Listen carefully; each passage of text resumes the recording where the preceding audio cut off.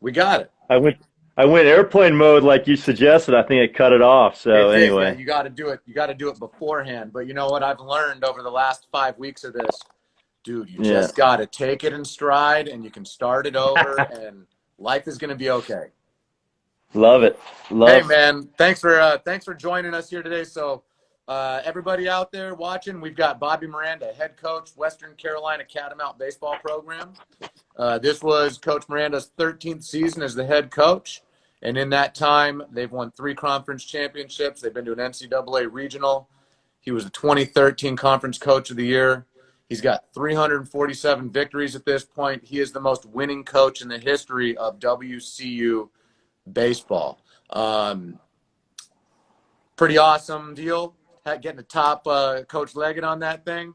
So Well, I don't know if anybody can top Coach Leggett. That's the best, in my opinion, one of the top 2 or 3 coaches of all time. I mean, he's awesome, no question about it. I was just hearing Rodney, who played for Jack, and Seven's the man. Obviously, he's awesome. and like we said yesterday when I was chatting with you, dude, this baseball thing, it's a small circle. So it always, kind of comes back. And, we just had a guy on West,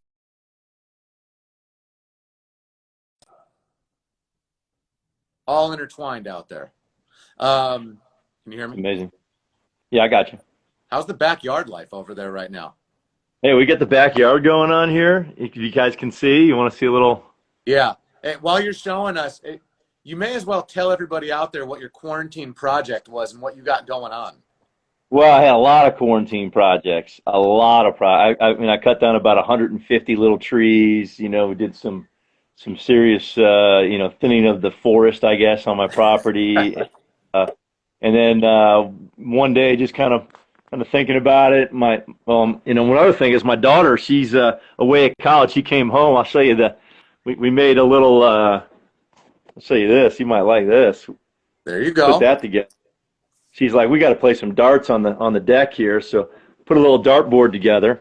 But yeah, I guess the big project was we put a little top golf in the backyard. So we got like 3 different I guess sand wedge holes back here, and hit 107 yards. My neighbor kind of chimed in. He said, "Hey, use my yard." So we got 107 yards, 66 yards, and 88 yards with a water hazard going over a little creek with a little bridge. So it's pretty cool. I mean, it's fun. I mean, I don't play golf. I play once a year. Too busy coaching, but chipping in the backyard has been kind of fun. I'm gonna say that that's probably the best quarantine project I think I've seen done, period. And we've been talking on this like little deal about, what have you guys been doing to stay busy with you and your coaches and your players? And so you told me yesterday, like all your staff came out last week, and what a great bonding deal to have the guys out there hit some balls around, play a little golf, play some darts, have some barbecue. Good stuff, man. Yeah, yeah. I mean, I hadn't seen those guys in a while. We've been talking every day.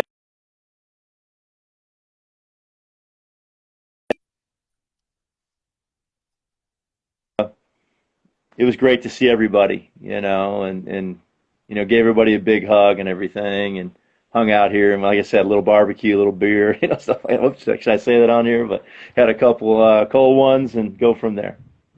Awesome. So, all right. So let's talk a little bit about like what happened this year. So you guys are sitting at 8-8, and then the season's shut down. So we know kind of you and the coaching staff are trying to connect with the players, keep the team camaraderie alive, keep the relationships intact.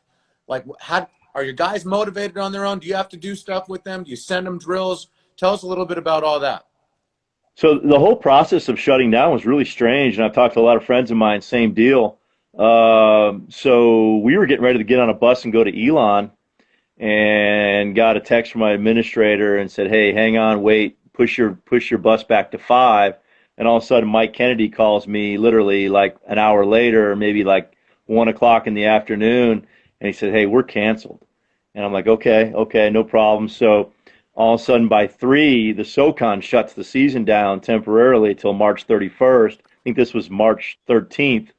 And so, had a big team meeting. I said, "Hey, let's give you guys, 2 weeks off," because we were on spring break.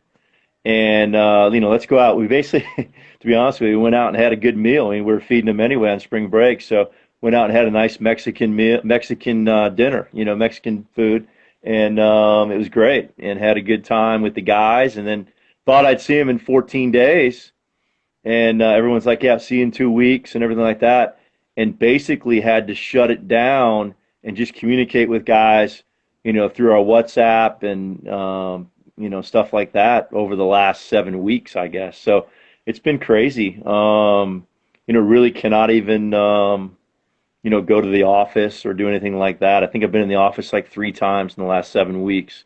We've been doing everything through our computers, Zoom, and cell phones. Yep, it's interesting stuff. I mean, so you've been coaching for a long time. Been the head coach for a long time, and you were also an 34 assistant. years. And yeah, assistant for 21 years at some big time programs, Virginia, Wake Forest, Georgia Tech. You know a lot about recruiting and players and all that stuff. Like, how does all that change now? When you are you able to still see guys out there? Like, how does that change? So yeah, that's a great question. It's funny. I'm on the phone with a bunch of friends of mine in coaching too. I've asked the same question, and so we actually got a commitment from 2 kids during this situation that we were already previously recruiting, prior to this going down. I will say this: one of the kids, another kid actually we were recruiting, they came on campus by themselves. Because our campus is actually open, and they just drove to campus. One kid had to drive like 3 hours, and they just drove up here and walked around campus and saw the facilities and stuff like that on their own, which is really strange. And like we were talking to them on the phone, after the visit that they took by themselves, which is really strange. But that's what you have to do. I mean, we're shut down until July 1st right now from the NCAA, so you gotta make do with what you can and try to figure it out. But it's been a lot of phone calls. I've been on the phone with several recruits. We're still trying to finish up a few things because we're going to lose a couple guys in the draft, and we're being prepared for that. So we're still trying to add a couple spots possibly, and stuff like that. So basically, a kid rolled onto campus, saw how beautiful that facility and school is, and was like, "Hey, Bobby, dude, I want to come play for you."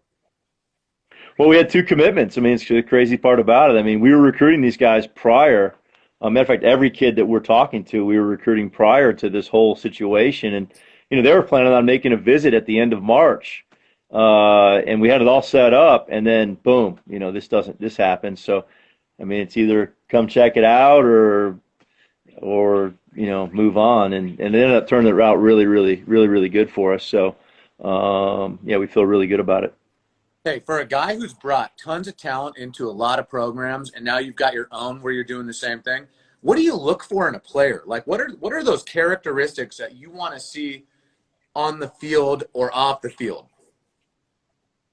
Well, the deal here at Western Carolina, and I know you just had Rodney on there, and we'll tell you, this is a very unique place, a very unique place. We take a lot of pride in our university, and we take a lot of pride in we're naturally socially distancing here. I mean, we're rural, we're in the mountains. This is a place that's it's not for everybody. But when you get a player that has that niche of this is for him, they will have that purple in their veins for the rest of their lives. Rodney, you had on earlier. I know, a good friend of mine, he bleeds purple. I know he's the coach at Georgia Southern. He bleeds purple. His assistant coach, Alan Beck, who was our assistant coach here for 8 years, a long time, he bleeds purple. All these guys that are in baseball, out of baseball, it doesn't matter. The Catamount program has a very, very strong tradition and alumni base moving forward. But they will say, I think the common theme of what we're looking for is we look for that kid that's kind of off the beaten path, maybe undervalued, the Greg Hollands of the world, the Tyler Whites of the world. A lot of our guys are guys that aren't recruited and have maybe all these different offers out there, but then they end up being really good players. Like Tyler White was an All-American Player of the Year in our league. Greg Holland, obviously, both those guys were World Series champions. Ross Heffley was a two-time All-American for us that ended up, I think we offered him in June. We have a kid, Justice Bigby, right now that's Player of the Year in the league last year, who's an All-American, Freshman of the Year in our league, stuff like that. And he had no offers. Same thing with Tyler White. So, yeah, it's a program that we have a lot of guys, basically kind of make their own path. They have a little chip on their shoulder when they get here, and they're out to prove things. They prove some people wrong, stuff like that. Mentally tough, proving people wrong, coming to Blue Western collar. Carolina and, dude, going to the big leagues, winning World Series championships. I just love it. There's places for everybody to play, and you guys are developing the talent there once they come, which is, more credit to you and your staff. Hey, by the way, what is a catamount? Let everyone out there know, what is a catamount? I get that question all the time. So a People want to know. catamount's like a really mean, nasty bobcat, basically. So if you picture a bobcat, but just basically the nastiest, meanest bobcat you've ever met in your life. And actually, I've seen two catamounts driving home from the office over the last 13 years where, they scoot across the road and it's a definite catamount. And we actually have, there's definitely been pictures of people, all over the place they've taken, but they're around here, no doubt. It's a bobcat basically, but yeah, catamount's a cooler way of saying that. I know you like to mountain bike. You probably got to be careful on the trails up there. Keep your eyes peeled, Well, man. I mean, they're pretty skittish, but yeah, we have mountain lions, coyote, fox, bears. I mean, my house is not far from campus, about 7 minutes, and I've seen 4 or 5 bear walking down my street over the last 10 years. So it's interesting. It's a very unique place. I mean, a lot of people think, wow, how do you deal with all the snow up here, and how do you deal with the snow? We get 6 inches of snow a year on average. Nothing. And it's usually 2, 3 inch storms. If you look on my Twitter from this past January, we played an inter squad game on a Sunday. We had 3 inches of snow on the field on Saturday, and it was 60 degrees on Sunday. We were playing an inter squad game at 3 o'clock. So everybody who's been here, they know our climate probably is probably the best thing about this place. It's probably the closest thing to living in Northern California that I could probably describe. And, we have cool nights, cool mornings, Atlanta weather during the day, and it's just a beautiful place to live for sure. And the field and facility are awesome. I mean, everyone should go look on the internet, look up the program, and take a look at the field because it is a beautiful spot. I would invite everybody to do that. You got any? The backdrops. Is there anything like you got improvements going on at the field out there? Is there a plan for the future? We're in a master plan right now for sure. The university made a master plan, and there's some big plans out there for not only baseball but football and track and soccer and everything. We're in the middle of that right now, and we're excited about it, no question about it. But the master plan that the university developed just not even a year ago. There's some big plans out there, fundraising, money, and getting everything together with different sports across our campus. So yeah, we're very excited about that. This is a hot campus right now because the cost of our school has gone down so much. We have this thing called NC Promise. It's only $1,000 in-state tuition and only $5,000 out-of-state right now. So I think there's $500 million of projects going on our university right now as we speak. Awesome. Because they're getting ready to just grow and grow and grow. I think we'll be at 20,000 students in the next decade. So it's pretty cool. Catamount baseball program thriving up there in that beautiful, is it Blue Ridge Mountains? Did I get that right? Appalachia, Blue Ridge, Smoky Mountains. I mean, they're kind of all in there very, the Great Smoky Mountain National Park is just west of here. You go through Cherokee, and it's absolutely gorgeous. I think it's the most visited national park in the United States, which is, I just heard that last week, which is amazing. It's absolutely beautiful, and it's only about a half an hour from here to get to the gate. Awesome. Hey, man, dude, like your backyard looks sweet too. So we love having you on today, Bobby Mo. Great stuff. You do a great job with your program out there, moving guys to the next level. We wish you nothing but the best. Love having you on Team Easton. Any last tips, last words of advice for the players' parents out there? Well, I just want to say, I mean, I'm very, very proud of. I've heard from other programs and coaches around the country. I know our people too. I mean, we had a bunch of guys that went home for that 2 weeks, and then I'd say probably two-thirds of our team came back and started working out on the field on their own. And you're very, very proud of guys that can get out there and be self-motivated. And I've heard a lot of college baseball players are out there doing that. A lot of high school kids are out in their backyard. They're doing whatever they've got to do. Putting buckets together with weight in there to lift weights, whatever they got to do. And I've heard that's kind of a common theme. That's a common theme up here for sure. We got guys out there. At night I'm going by our cages and they're hitting and doing things. And then the academic element too. I mean, we had over a 3.0 GPA this semester too, and guys are out on their own doing that online, and our support services have been amazing. Also with just the whole thing going on, and not be able to be with a professor or anything like that.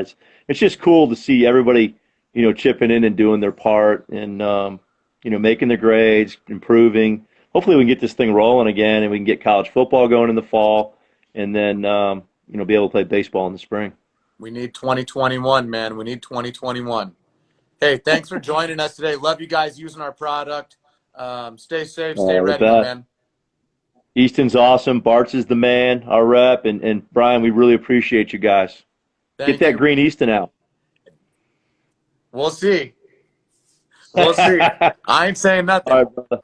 All right, my man. Bobby, see you, dude. Thanks, Brian.